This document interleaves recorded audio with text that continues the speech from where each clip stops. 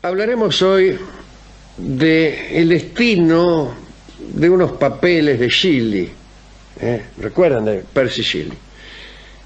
Y también de otros papeles que pertenecían a Lord Byron. El asunto es más o menos así. En 1879 se cumplían 57 años de la muerte de Percy Shelley, que murió ahogado cerca de Viareggio, en la costa del Tirreno. Es una ciudad balnearia muy linda. Creo que salieron a navegar con un velero, tenían ese pasatiempo, ¿no? Bueno. Y se cumplían también 55 de la muerte de Lord Byron, que murió, como se sabe, de unas calenturas en Missolonghi. ¿Dónde? En Missolonghi, que usted sabe que siempre me hace gracia esa palabra que se utiliza en casi todas las biografías de Byron. Parece que la fueron copiando unos de otros. Quieren decir de unas fiebres. Claro. Pero como el primer biógrafo habrá sido traducido al español directamente por un madrileño, se habla de unas calenturas de Byron en Missolonghi. Y yo me lo creí en el otro sentido, porque Byron, claro, Byron fue un héroe de la independencia griega, y cuando uno está luchando por la independencia suele agarrarse algunas calenturas. Algunos dicen que con aquellas muertes, me refiero a la de Percy Shelley y Lord Byron, se había enterrado la época del romanticismo, si me permite la expresión. Ahora bien, durante la primera parte de aquel año de 1879, vivía todavía en Florencia, oscuramente y medio olvidada, una de las pocas supervivientes de aquel pasado romántico, y que desde luego estaba muy relacionada con Shelley y Byron. Se llamaba Claire Clairmont, no Clermont porque era inglesa, y tenía 82 años, y era una de las pocas personas vivas en 1879 que había conocido a Shelley y a Byron, y los había conocido bien. Fue amiga e inspiración de Shelley y madre de una hija ilegítima de Lord Byron. Con eso le digo todo. Mire qué clase de amistad tenía, bien que lo conocía. Claire era hermanastra de Mary Shelley, la esposa del poeta, ¿no? Sí. La esposa de Shelley, y como sabemos, la autora de Frankenstein. Solo algunos adoradores de aquellos poetas sabían que Claire aún vivía. Y uno... Discúlpeme, Rolón. Ay, la dentadura. Se le ha caído un diente a Rolón. ¿Se encuentra bien? ¿Cómo me pegó así? Para tranquilidad. Mire, lo vi así mirando, lo vi que estaba durmiéndose. Me estaba distraído, ¿no? Claro, usted se estaba durmiendo mientras yo hablaba y me dio la tentación de propinarle un trompis en la quijada. Así que ese ruido que ustedes han oído fue una trompada que le pegué a Rolón. Sí. Me arrepiento muchísimo. Disculpe, escupa el diente aquí. Sí, ahí está. ¿Quién me pone el diente? Flojito los dientes, los dientes. Bueno, uno de los que sabían que Claire todavía vivía era un marinero retirado de Salem, Massachusetts, ¿no? Que se llama Edward Augustus Zaleski. Era un fanático de todo lo que Shelley había escrito, pero también de todo lo que Shelley había poseído o tocado. De esos que quieren coleccionar, ¿viste? Bueno, estos son el lápiz de Shelley, no sé, la huevera de Mary Shelley, esas cosas. Cuando se enteró de que todavía vivía una mujer que había estado con Percy y con Mary Shelley, viajó desesperadamente a Italia para conocerla. Clairmont se había convertido en una persona hosca que no quería ver a nadie y compartía una habitación en el número 43 de la Vía Romana en Florencia con una sobrina llamada Paula. La sobrina Paula había nacido en Viena, era soltera y muy fulera. Era una mujer tímida encima, y ya había abandonado todas sus pocas esperanzas de matrimonio. Se ocupaba solamente de cuidar a su tía. La tía amaba desde luego el recuerdo de Shelley, y no el de Byron. Odiaba a Byron, la vieja, porque las cosas habían terminado mal con él, a pesar de que había tenido una hija con él. Y entonces, junto a un crucifijo sería mejor, que colgaba allí en la habitación, tenía el retrato de Percy Shelley, conservaba también 2 valiosos cuadernos de notas en los que Percy y Mary Shelley escribían. Y tenía más de 2 docenas de cartas personales que Shelley le había escrito a ella misma. Y hasta tenía un mechón de pelo del poeta que guardaba en un pequeño estuche de tafilete rojo. Ella decía que eran pelos de Shelley, andá a saber qué clase de pelos eran.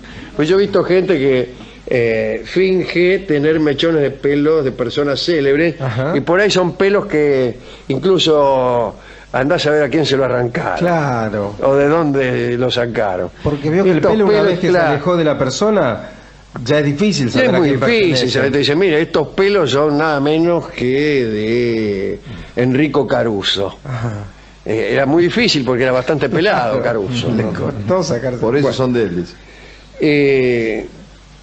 Estos objetos, estos recuerdos, movieron al capitán Zilewski a trasladarse a Italia. Tenía pensado pedir, comprar o afanar esos objetos.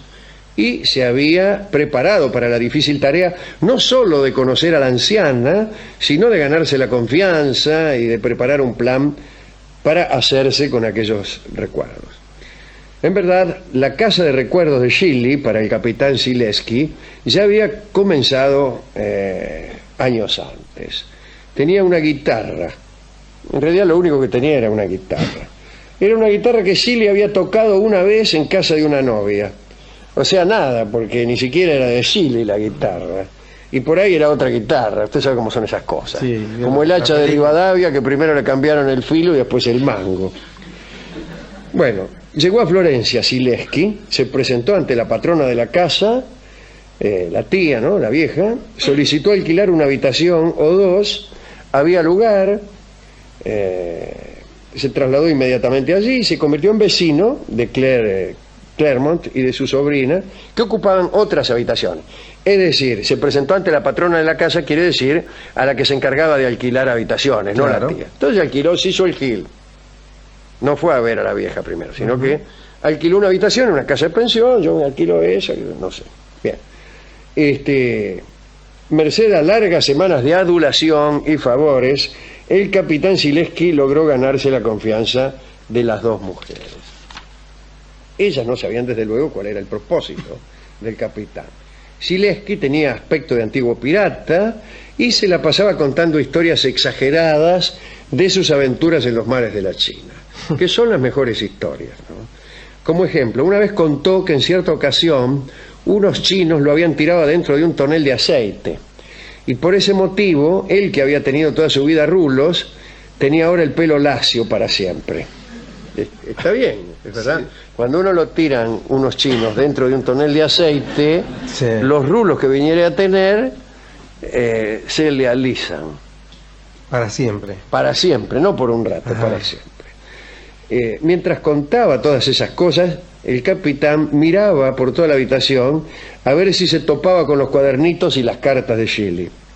Zilewski estaba tan obsesionado que jamás se alejaba de aquellas habitaciones por temor a que la propietaria de los manuscritos se muriera en su ausencia. Claro, mirá, si voy hasta la esquina y se me muere la vieja. Pero un día, con claras intenciones, Zilewski se puso a recitar unos versos de Shelley. Todavía nunca le había dicho nada a la vieja, no había hablado de Shelley para nada. Bien.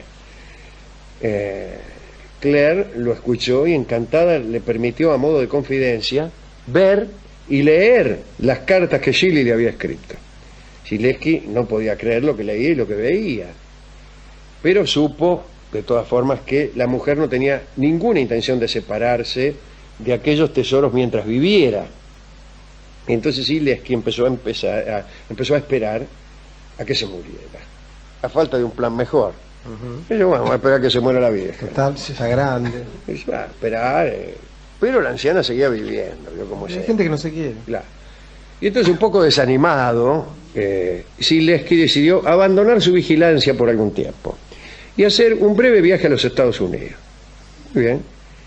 19 de marzo de 1879, no bien llegó a América, mire cómo es la vida, se enteró de la muerte de Claire Claremont. Si no, pues estoy cuidándola todo el tiempo Me doy vuelta y reviento. Ah, la vieja. no la puedo dejar sola. Pegó media vuelta, agarró un barco y regresó a Florencia al galope, ¿no?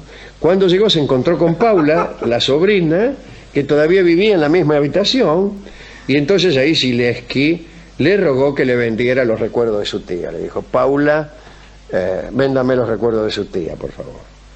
Y se produjo entonces una complicación.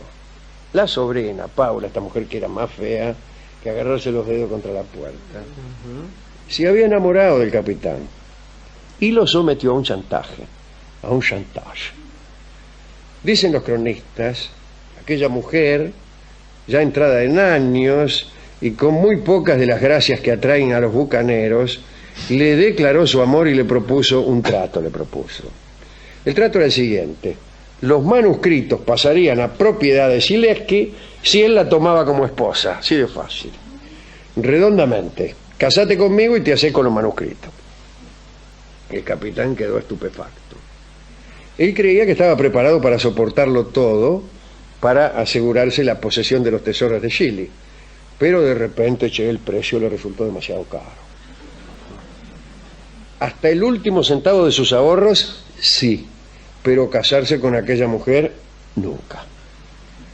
Después de la propuesta, el capitán Zilewski pidió un tiempo para pensarlo. Dice, Uy, qué feo. Lo voy a pensar. Qué feo decirles. En realidad se trataba de Para no se muriera. tomarse un tiempo, no, para ver cómo se cómo la engañaba.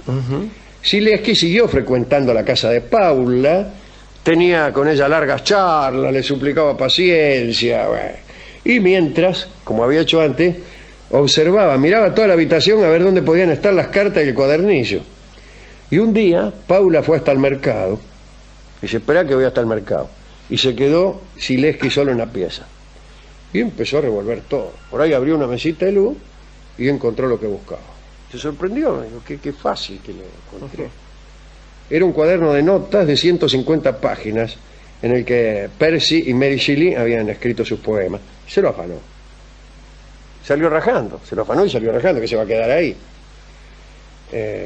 Y salió rajando para la estación también, no solo que salió de la pieza. Enseguida encaró para la estación del ferrocarril. Y después se subió a un barco que lo llevó a Estados Unidos, no en la estación de ferrocarril, sino que habrá ido a un puerto, ya que en Florencia hay un río, pero que no creo que sirva para que se detengan transatlánticos. Bueno, se subió al barco y se fue. Y en el barco, revisando los poemas, encontró una nota que decía: me alegro que lo haya encontrado. Un poco de orgullo me llevó a esconderlo. El cuaderno le pertenece. Suya, Paula. La mina lo había escondido incluso mal para que el tipo lo encontrara. Zilewski llegó a Estados Unidos conmovido y no pudo quedarse con el cuaderno. No pudo quedarse con el cuaderno. Él que amaba tanto ese cuaderno, un hombre apegado al pasado, romántico, quería castigarse con nostalgia, vio cómo es esto, pero no le dio el corazón y lo entregó a la Universidad de Harvard, y en la biblioteca de Harvard quedó hasta la actualidad. En junio de 1887, un año después de la fundación de no sé de qué, de la Fundación Chile, creo que es una institución destinada al recuerdo de Percy Shelley, el capitán Zilewski pronunció una conferencia ante 400 socios y suscitó un enorme interés al contar las historias contadas por Claire Clairmont. En 1900, gozando del prestigio de haber conocido a Claire, Zilewski posó para un retrato al carbón que luego se colgó en la biblioteca de Harvard, y al final se murió en 1904. En cuanto a Paula, pobrecita, un día mientras subía una montaña sufrió un desmayo, resbaló y se cayó a un río y se murió. Yo incluso dudé. En mi casa pensé en escribir otra cosa. Se casó con un tano. Sí. que mucho no le un Tano pegaba. Zapatero, qué sé yo, que la trataba bien, un hombre grande, un poco gordo, pero que vio cómo son. Bueno, Pero no, se cayó al río y se murió. Digamos, para terminar, que aquella historia fue aprovechada por alguien que todos conocemos, el escritor Henry James. Extraordinario escritor James.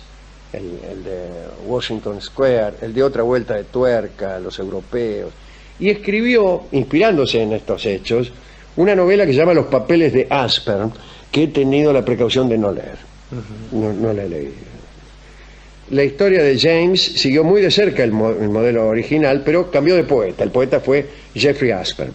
Bueno, y este es el final de la historia, ¿no? De la historia de los papeles, aquellos de Shirley, de la historia de Claire Claremont y del capitán Zilewski, que se arrepintió del chacamento al ver la inocencia y la bondad de aquella mujer que había ido al mercado nada más que para facilitarle el choreo.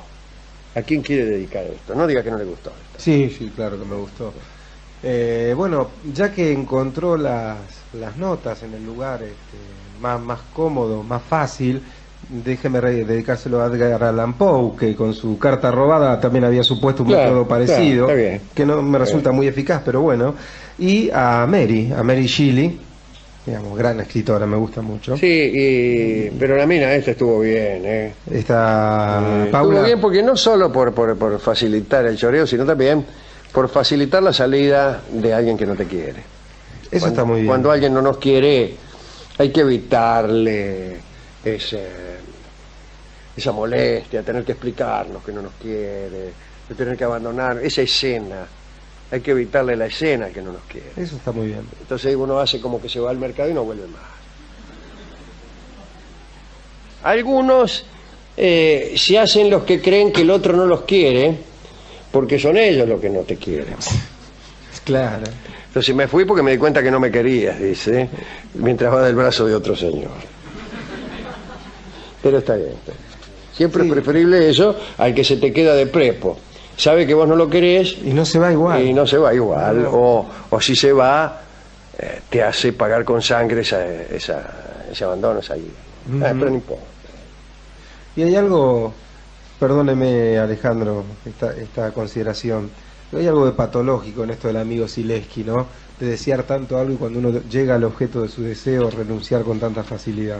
Sí, hay muchas cosas patológicas. Imagínese, un tipo que colecciona recuerdos. Sí, claro. Es un poco anacrónico en sus deseos.